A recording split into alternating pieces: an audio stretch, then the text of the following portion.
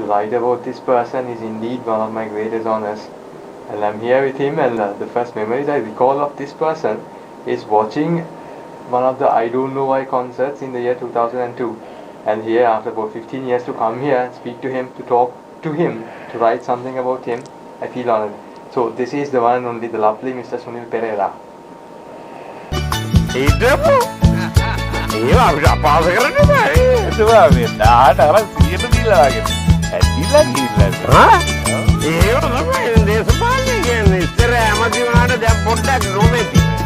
ඔය අපේ කමරකින්න නහින මැති ඇමතිලා රැළම කලිසම වෙනුවට ඒ අය අඳින්නේ බැයි සරම සුද්දගේ කලිසම ඇඳගෙන සුද්දට බනින එකනේ පුදුම දැන් තේරෙනවද අන්දන හැටි උන්දලා මුළු රටම. So he lives somewhere close to where I live, and this place, Apmanana Moratua, is famous for the Baila music, and starting off with M.S. Fernando, and you have these Anton Jones and Nihal Nelson, Christopher Paul, name all these people, and you have this exceptional man, Mr. Sunil Perera. So I'm here with him in his studio to talk to him about some of his past days. If I am right, you have first school at St. Sebastian's College up to grade 4, and then to St. Peter's, is that? Yeah, grade 4. I left in somewhere in the middle period, like must have been about June, July. Grade 4, I didn't complete grade 4. So halfway through, I had to leave St. Sebastian's and I joined St. Peter's, Bambalapitiya. And if you don't mind me asking, what was the reason to leave St. Sebastian's College? I mean, my dad somehow, that was his reason. Probably he would have thought that going to a convent school might be better. And he took us out from St. Sebastian's and I mean, there were 4 of us. Pial wasn't there at that time. And this is Pial was born, but Pial didn't join St. Sebastian's at all. All 4 brothers were sent to St. Peter's. Peter's College. And also to start something off, could you, now when we talk about your family, there's this one particular song which stands out, Taatta Mata Ena Putokka, which became quite famous. Yeah. And, yeah, to talk something about this one particular writer of yours, was this song also written by Mr. Chandradasa Fernando, or? No, that was written by Mr. M.S. Fernando initially. Then we changed certain lyrics by Chandradasa and myself got together, and the whole song was not based on my father actually. It was written about Mr. M. Fernando's father. That's why we had to change the verses. The chorus we kept it as it is, all the other verses we changed it. So who changed the verses? Was it Mr. Chandradasa? Chandradasa and myself, we got together and we changed the verses. So how long have the two of you been together? Because I think even Chandradasa joined the Gypsies, writing for us. Must have been 72? No, that's quite late. At that time in the 70s, only Chandra Devaditya was Chandradasa Fernando may have got through somewhere in mid-90s. Mid-90s. And what about your first hit single, Lindalanga Sangame? Who wrote this song? Lindalanga Sangame was the very first song which we recorded. It was very. There were 2 songs. Amma Amma and Lindalanga Sangame, yeah. Sangame. Both songs came out somewhere in the early 70s. And Chandra Devaditya is the one who was responsible for that, and also C.L. Fonseca. So where do you meet Chandradasa Fernando? Because now Chandradasa Fernando, I met him quite late, long after Gypsies was formed. Like Chandradasa Meher, that's why I told you, long after Kurumito, None Magasudu None, all the songs, Abudu to Emuldini, all those songs, we were not with Chandradasa. Chandradasa would have come into the picture somewhere in mid-90s. In the mid-90s. Yeah. So that's when you first met him. And what was the first song that Chandradasa wrote for the Gypsies? Very first song, Chandradasa got involved, must have been. I find it difficult to remember. The first album would have been like Chandradasa involved was Signore. But not the song, but there were so many other songs.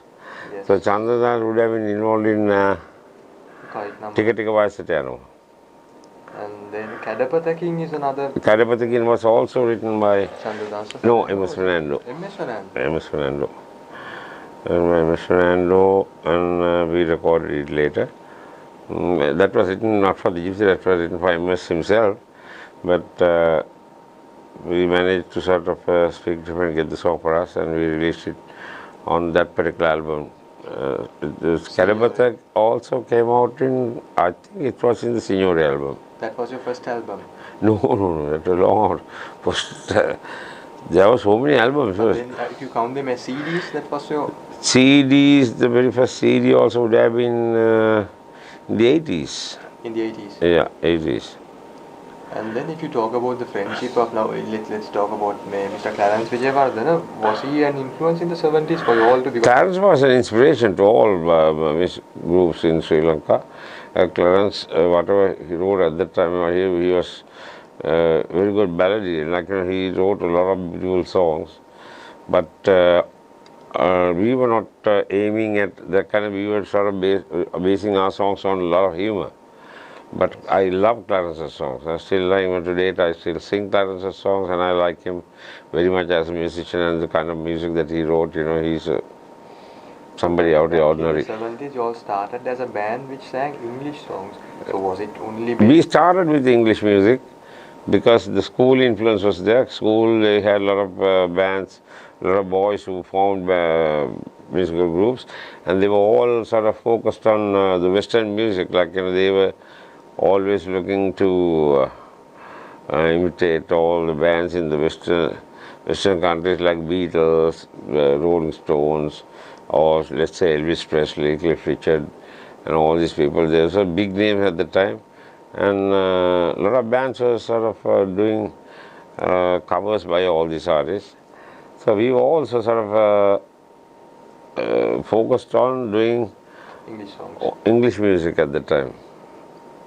So where does his influence come from? Let's say you told us about St. Peter's College, but where do you pick up the first guitar?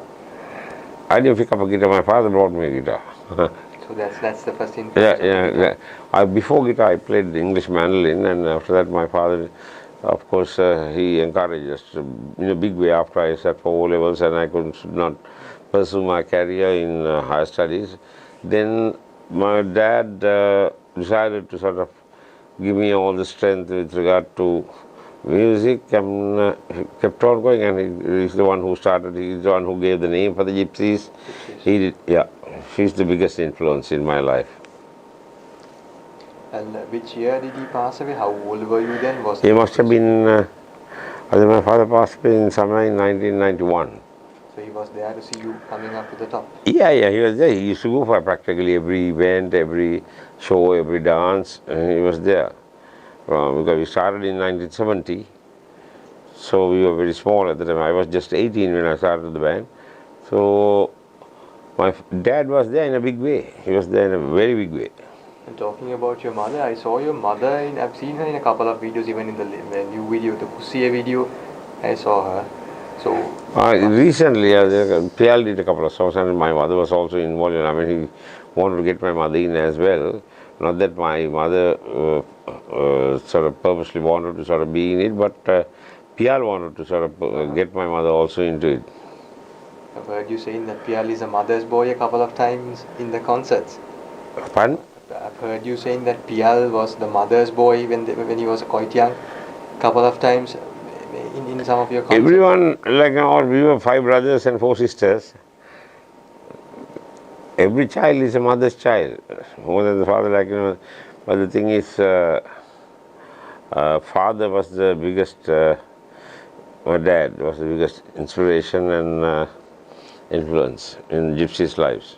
And to recall something from your school life at St. Sebastian's College, do you have any friends, any contacts with them?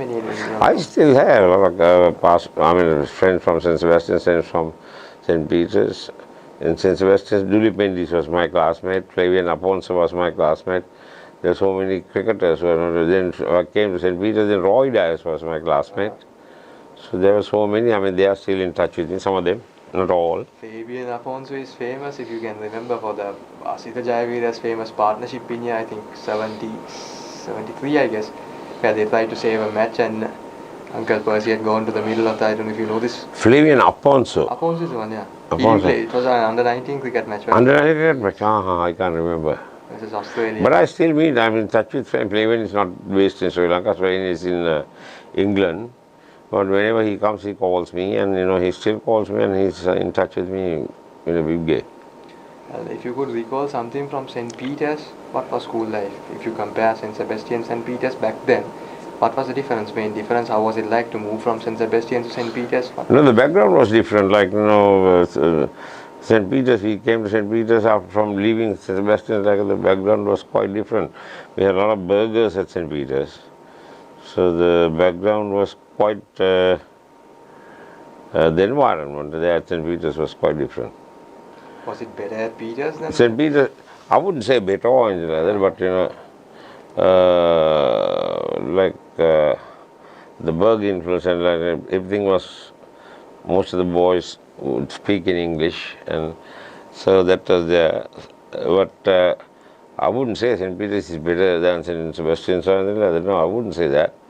But somehow the environment and the kind of experience that you go through, maybe from school to another, probably is different. So probably we would have sort of experienced that difference, but we were very young at the time, and we would have been able to sort of identify what the exact difference at St. Peter's and St. Sebastian's were. But the thing is, it was my father's decision. I mean, whether we like it or not, and we had to sort of do things according to his plan, Could you also recall the first time you went in front of a crowd? Didn't you have the stage fear of going in front of? I had a lot of stage fright. I had a lot of stage fright initially. I had a lot of stage fright because I was playing guitar at the time, and I was very, very nervous at a lot of events. Like, it took a long while for me to get over the stage fright. But sometimes even now and again, I mean, even though I'm in the industry for 50 years, still I get nervous at certain events. What do you do when you get nervous? What I do when I get nervous? I probably take a drink.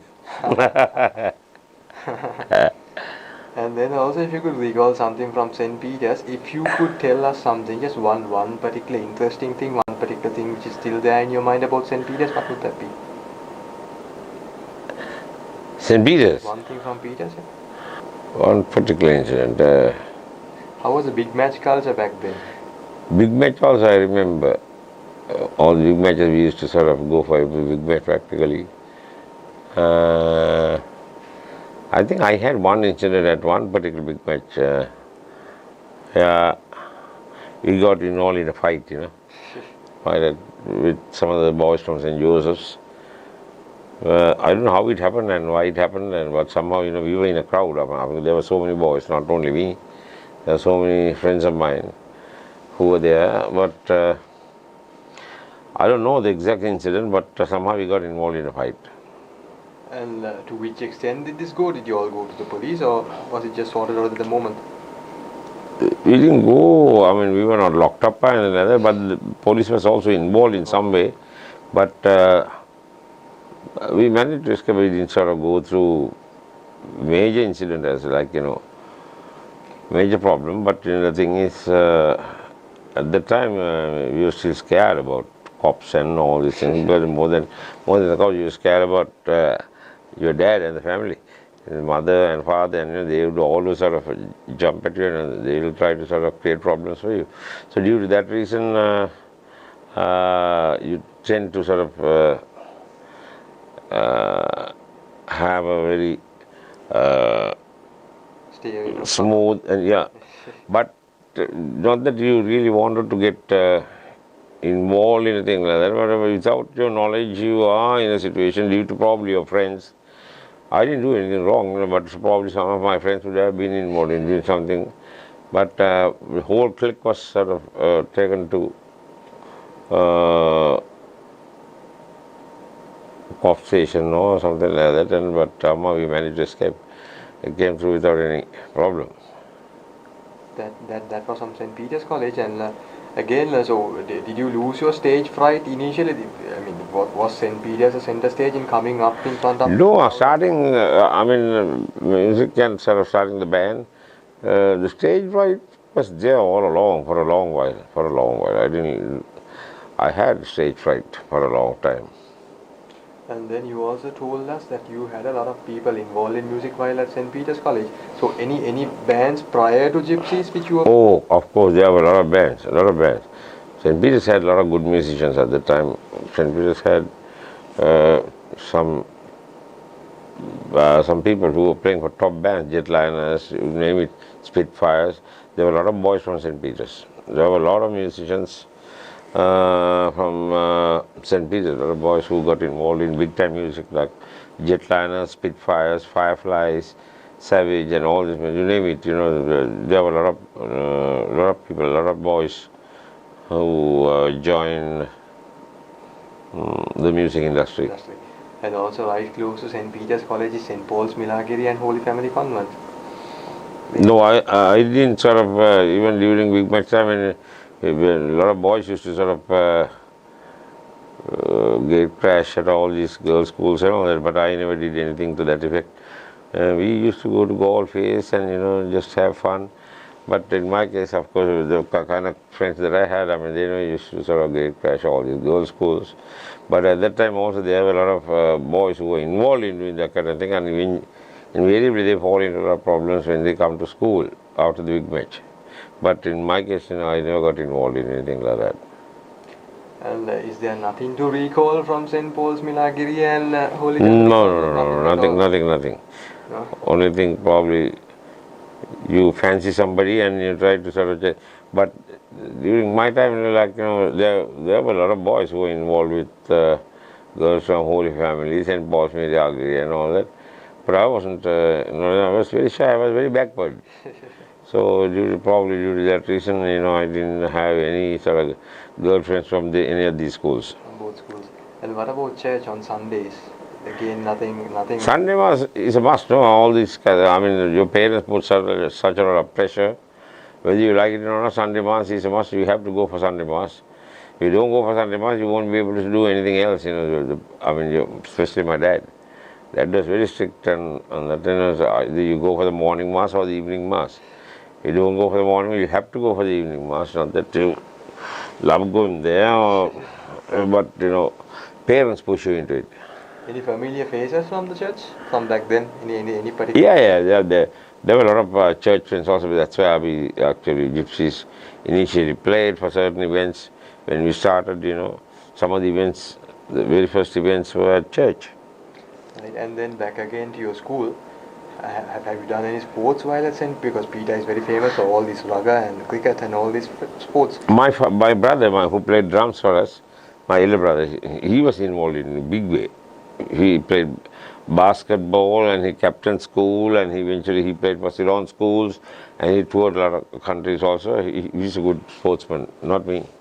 You never played any sports? I tried very hard, but I couldn't. And then if you could once again, back to St. Peter's, if you could recall a particular incident where you got punished at school, what would that be? Were you punished every day, or if you could recall one? Well, it's very difficult, I didn't punish in that big way as such. I was generally okay, but there were a lot of, in my class there were a lot of, in the sense, boys who were very, very rough, they used to fight for every little thing, and but I was not that kind of guy who used to sort of, break the rules in schools. Just a very average, moderate, and would think, that, go along with all the other rest of the boys who are quite peaceful, I wouldn't fight. And then if I was to ask you for your favorite subject while at school? My favorite subject, before I sat for O-levels, it was chemistry. Chemistry? So you had chemistry before? I sat for O-levels twice, and both times I got a credit pass for chemistry. Chemistry. Yeah. And also, if you could recall us about your favorite teacher, who would that Favorite teacher? No, there wasn't. I mean, I can't sort of. be? Remember?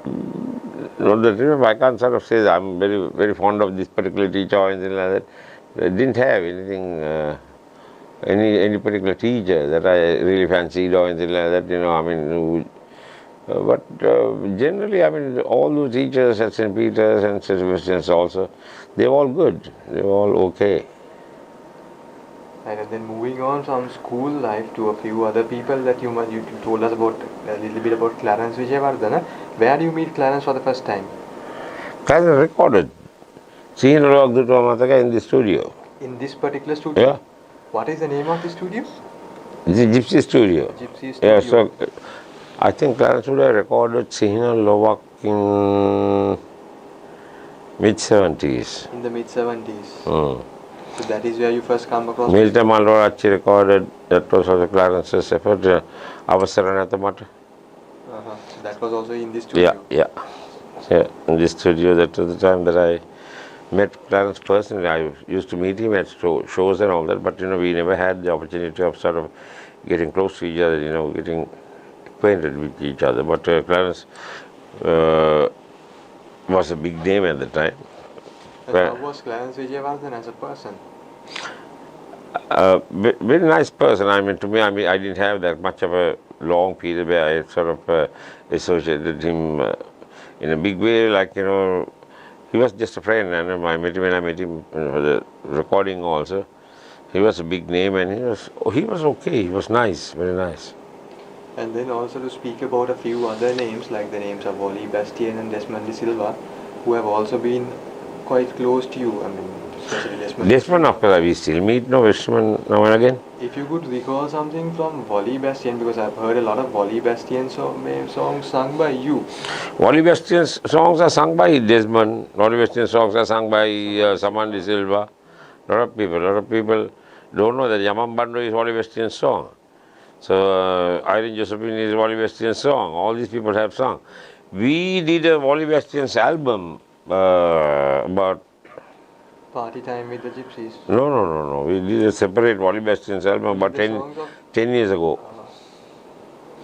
We did all Wally Bastian songs only for a CD. So, have you ever come across Wally Bastian? Have you all worked together? I met Wally Bastian just before his death. I must have been about 6 months or 1 year before his death. I think I met him. We were doing the non-stop party time. So we used to know Wally Bastian songs, and I went and met him just to sort of simply ask him, you know, just whether it's okay if he record. And so he gave the okay for us to go ahead, and you know, we paid him something and sort of managed to get the approval. Yeah. And then now you said Clarence was one of the influencers, in the early. Clarence is also a big influence, you know, but you know, probably the music that we wrote is quite different to what Clarence did. But I still think that Clarence was a huge impact on the musical industry in Sri Lanka in the 70s. Due to that reason only we came to sort of got inspired and got us to do single music. We were not involved in single music at all. It was Clarence's music that had that kind of impact in Sri Lankan music industry. Due to that reason only that, you know, we were sort of kind of pushed to or compelled to do single music. But then if you consider the genre of music that Clarence came up with, it was more or less like pop with electric guitars. And then your music is more or less like the type that Wally Bastian sings. No, it's like, you know, kind of influence that we have, my home influence, like the environment that we grew up. My father, my uncles and all these people would have a party practically for every... I mean, they just wanted a reason to have a party. So the kind of music that we used to listen to was the kind of music that you would hear back? My father used to love a lot of English music as well as Baila music by Wally Bastian, M.S. Fernando and all these people. So that was the kind of music that we listened to when we were younger. So probably I guess that's the reason why we were also sort of doing somewhat similar. I wouldn't say similar to that music, but you get inspired by, get influenced by the kind of music that you, grow up initially. Would you say that P.L. Pereira is a lot closer to the genre that Clarence Wijeywardana was involved in? PR wasn't there in the band No, I mean until afterwards, mid if you consider 60s. songs like afterwards, if you consider songs like Pem Love and It's long after. yeah, long after. Yeah, probably because we were everybody was influenced by Clarence at that time from the 70s. So PR would have been though PR was a very young kid when Clarence started. PR must have been where PR was born in 69. Clarence started somewhere in 68. So PR was born in 1959. 59. 59. So it would have been about 10 years when Clarence was a big name. So he was not even in the Gypsies at that time. So Pierre joined the Gypsies quite late, before even sitting for O levels. So, but the influence would have been there, that kind of music that was there in Sri Lanka at that time, the Sinhala pop music. So Sinhala pop music was there in a big way, Clarence, the brothers and all these people. So PR also would have been sort of, probably would have been. Well, is it a necessity that an artist should write his or her own songs and then compose a music by? Well, you have, say, all artists, who are involved in doing their own music should either write a melody or either lyrics or something like that, In our case, sometimes we get lyrics from somebody else and we do the music, we do the melody and everything. So most times it's like, even to write a song, you have to have an idea. You have to have some kind of subject matter to write a song. So I guess that's the most important thing in a song. So when you have that, you get together with these people like Chandradasa Fernando,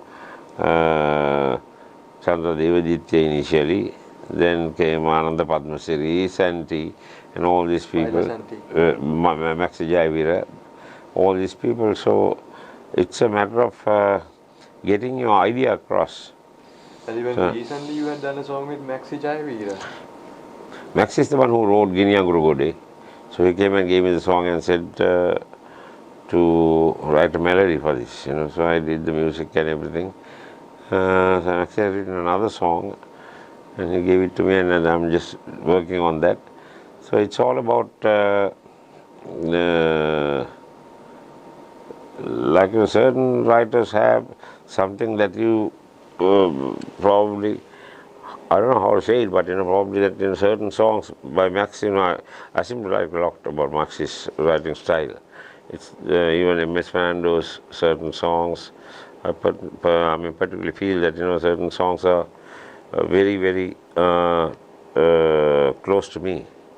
And then now something that I've noticed about you is that you keep changing the lyrics over time. Let's you take the song Signore at one point. That is like certain things, with time certain things change. So initial lyrics that you sang, probably today's context, if I want to sort of add some fun and laughter, I will probably change the lyrics. So who changes the lyrics at that? No, sometimes certain things, nobody changes the lyrics. I just go on stage and if I feel something, I just change it then and there. No, at certain incidents, like let's say take the song Signore, or I don't know why, now at this dialogue particular event which happened in year 2013, the entire song was changed except for the melody. The entire lyrics was changed, and then I've seen at a couple of concerts where you come up with the acts, the Signore act. I've noticed that the lyrics from the beginning. Certain things we change then and there, like even at a wedding, even if I just feel that, you take the current affairs, and if you could relate to the current affairs through a song, and I don't know which song I would select, but certain things just happen. It just happens, without any. Thought going into it, thinking into it. But certain songs, of course, you sit down and think that this song should be changed now, and the lyrics should be changed. That takes I mean, a while for you to sort of sit down and write, change the lyrics. But most often, like, on stage, then and there I just change certain lyrics, depending on the current affairs and everything. The political situation in Sri Lanka is such, I mean, it's a really situation. So you have a chance of changing lyrics around to suit the present situation. And then you told us that you were very shy, my boy, while you were at school. Where does this change happen? And the shy boy, the once shy boy at St. Peter's, a couple of years later joins the Gypsies, and then very blunt. I don't know which year that was. I can't sort of answer that.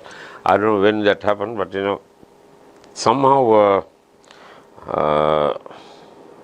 you're very backward and laid back kind of person, but by being in the scene for a long time, probably you really want to sort of analyze everything, and you want to come out, and you take a kind of a very firm stand, and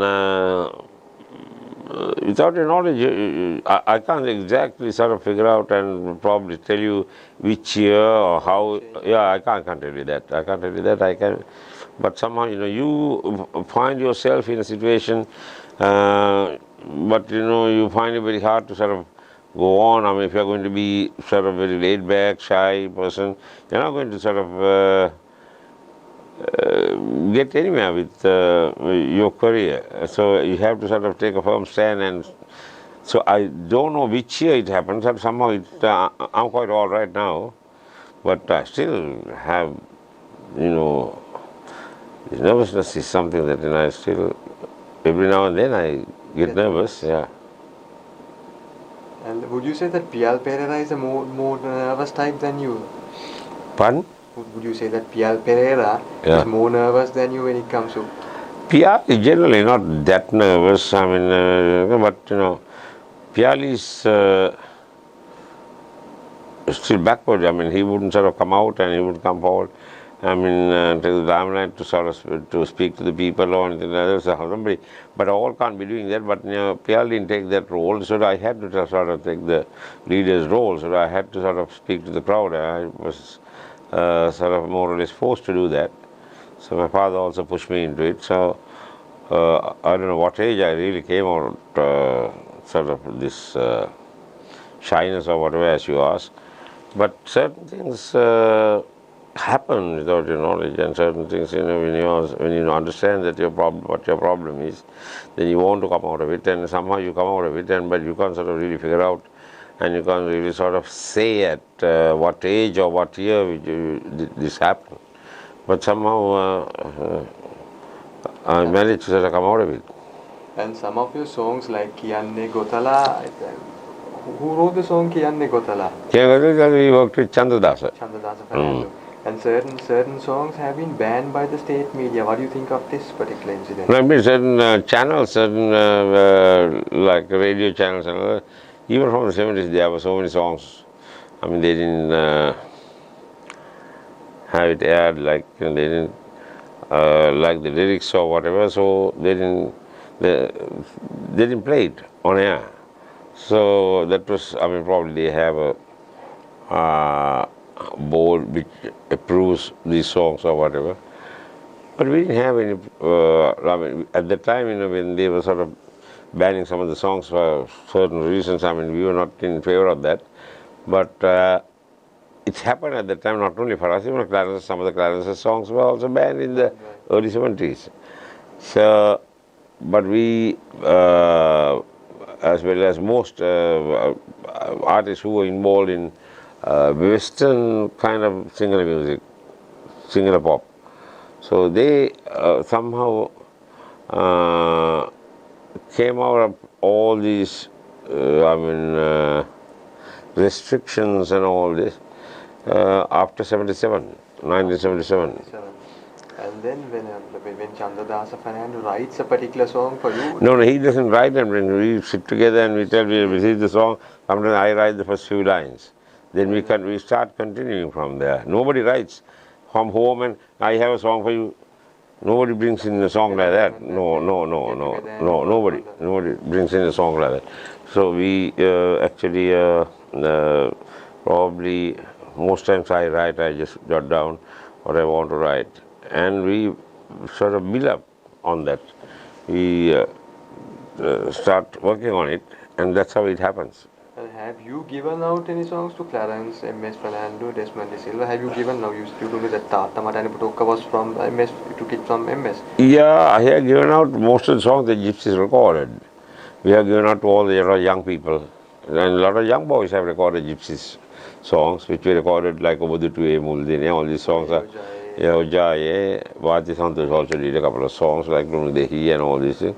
But A lot of PL songs have become famous. yeah, in the past. Femlove, Lasana Loke, Adareswaya, That was done by Dushan Jayatilaka. Yushan, and there were a few others also who did. So, and then now one of the songs which we talked about was Kiyanne Gotala. And have you got in trouble because of Kiyanne Gotala? No, I didn't have any kind of problem with that as such. So you think that an artist should be blunt and whatever the message that he or she wants to deliver should be delivered right? No, every artist is different. Every artist, like a lot of certain artists are totally focused on doing a lot of love songs, like ballads. I wasn't involved in that kind of thing for the simple reason. My voice was sort of, I was better on doing Baila, kind of up-tempo music. But though I did songs like Obudutuye Muldine, Mahasatutin Baba, and Nilipul Sugandura, and all these love songs, all in the recent time I did a song called Sundara Yadra. I love those songs, but the things that I really made an impact was the kind of Baila music. Yeah. The Baila music. Yeah. And so you just told us that Kiyanne Gotala did not get you in trouble. What are the songs that got you in trouble because of the lyrics? Not trouble exactly. They didn't play. They banned certain songs. Just They banned. Yeah, I didn't get into any problem as such with any particular song. Certain songs, a lot of these channels wouldn't play it on air. And when you write these songs, let's say like Kiyanne Gotala or you take Signore Fane. You know that these people wouldn't play, but still want to sort of get your message across. So whatever you feel, you still write. You don't think about what the channels are going to sort of, look eventually, about the song. But you just write, you just feel what you feel. But you take it to the channel, most of these private channels at that time, not even now. Certain channels may play, certain channels may not play it. It doesn't matter to me, and I still write what I feel.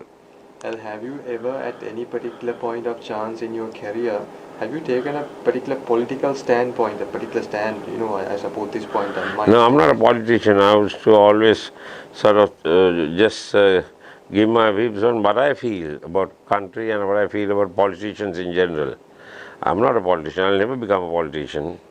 But I have my way of looking at the political situation in Sri Lanka, and I sort of get my views across through. And recently, because you have been someone who's been doing a lot of songs about politics, even recently there was a song by the name of Diyavan Lave for this particular movie. I don't know if you recall. There's a movie coming out. That song hasn't come out yet. The song has come out. Have they put out the song? Yes, the song is available. It's coming in a film. Yeah. Jayashree Amatituma Singh. Yeah, yeah.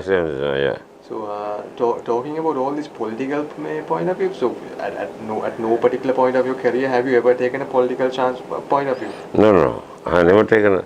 I just write what I feel, and this Jayashree Amatituma is also.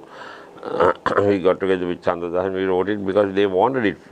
That film was based on about a politician or something. I don't know I haven't seen the film, but film they haven't released it yet. They are going to release it very soon. But the song was based, and also this particular producer who did the film, he wanted us to sort of write something similar to sort of match the particular character that was in the film. And then talking about your YouTube channel, who maintains the Facebook channel, the YouTube channel, who's in charge of all these things? Don't ask me, I don't know anything about Facebook because I don't use even a mobile phone. I haven't used a mobile. I don't have a mobile phone for myself. All the others use. My wife's son, PR, and all the band boys. They all use mobile phones, so I don't have a mobile phone. And if I can ask you the reason why for not using a mobile phone? I don't practice any particular religion. I'm a multi-religious person. My religion is all about love. Give love to people, give love to everyone, you'll get love. And then I've also heard you talking a lot about the current situation in the country, about how people in our country go to other countries. You keep... It is because this place has no hope for certain lot of young people. Young people want to see something for themselves, like, for future. I mean, the parents also don't see anything for them. So that's the reason a lot of these young people, not only young people, people who have been here, I mean, people who have, who have families and children and everything, still they want to sort of migrate to some other country. That is because they don't have that kind of faith that this country would come right. They don't have any kind of confidence in seeing that this place be right for their children. So that's the reason why they sort of go and migrate to other countries, because they know that their children and everything, their future would be much better in some other place. So back in the album I Don't Know, I also were talking about some of the same themes. Malinaval, Tadiwalaval, Vedimathi Moradate, the kind of thing. So back then, for the past 15 years, for more than the past 15 years, you've been talking about the same things, about the problems in the country. Yeah, political situation is so bad. It's so bad, even now it's so bad. Aren't you fed up of these things? I mean, talking about the political situation, I'm really fed up. But still what to do? This is Sri Lanka. And we are still hoping something good and something better to happen to Sri Lanka. It's very difficult, but we are still trying very hard. Even in 2020, we are trying to sort of bring in a candidate, independent candidate, who would sort of do something different, but not these parties who have been in existence for the last 71 years. So we want to sort of promote a candidate who has never been in politics at all, and feel that he might be able to do something for Sri Lanka. But you never know, but the main thing is to keep on trying. You never give up. You never give up. You still try and try. Till you succeed, you try. Is the problem with the person or with the seat? Huh? Is the problem with the person or is it with the seat? Because now once you sit, all politicians are very corrupted in Sri Lanka. So whole situation should be changed. Whole system should be changed. Whole system is corrupted. Totally corrupted. And once again, you'll be trying to change the situation again? Not me. I mean, we are trying to bring in a candidate who has some sort of an idea how he should change Sri Lanka. Let's hope that the people that we have placed our faith on would sort of work out things for Sri Lanka. But you never know. Somebody should come out and take the initiative to sort of change things around. And we hope that something would change around, but some of the parties that have been there for the last 71 years, UNP, SLFP, JVP and all these people, all should be totally eliminated in my view, because they have been there for such a long time. Nothing good has happened to Sri Lanka. But then a few years ago, were you not talking at the JVP meetings? I was there with JVP, but that was at the, the provincial council thing. I wanted to give them some strength because I didn't want the other two parties to win. But it didn't have any kind of impact. We couldn't sort of win the number of seats they were expecting to win. So after that also, we were thinking a lot about, people are fed up with all the current politicians rather, who have been there for the last so many years. So that's why we thought, it's better to sort of back a candidate who has never been in politics, somebody who has that vision to start change things around. Where did this start now? Because you've been there for a long time. How were things like back in the 70s? Was it still as corrupt as today or 70s not as corrupt as now. 70s was okay compared to now, but still it was not a proper system that they had even during then. But it was not, of course, compared to what's happening now and 70s was much better than this, much better. at one particular time again quoting from you said this again the song kiyanne gotala me sudda giyata pasu that particular part. And I've also heard you telling me it on media a couple of times if the Suddas had not left the country, Sri Lanka would have been a much better. I still feel, that's my opinion. My opinion is Suddha shouldn't have left. Suddha was here at least another 20 years instead of leaving in 1948. If we had gained independence in 1968, Sri Lanka would have gained a lot. So that's it for the day. Thank you very much, Mr. Sunil Perera. Thank you. Thank you very much for the interview and the lovely time here. And he's a little busy today. And with his busy schedule to be here to talk with him, once again, thank you very much.